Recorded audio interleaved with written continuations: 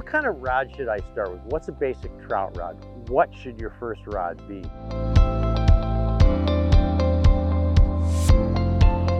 My suggestion would be a 9-foot 5-weight rod. It'll do just about anything for you. You can throw nymphs with indicators, you can throw streamers, you can throw big dry flies and small dry flies.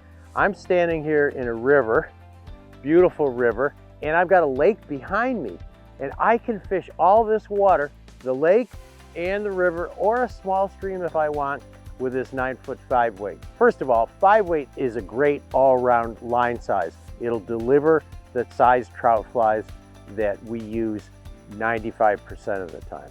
9-foot rod is a great length. It's got enough reach so that you can hold your line off the water if you have to sometimes, and if you need to mend line, a 9-foot is a good length. Yet the 9-foot length is really good in the wind. You can get to a longer rod, but a longer rod has more rod and more line in the air, and if you have problems with wind, the longer rod's going to give you more trouble. So the 9-footer is just a great length. So if you want one trout rod to start, or you just want one trout rod to use nearly every place, a 9-foot 5-weight is going to do it. It's the rod for you.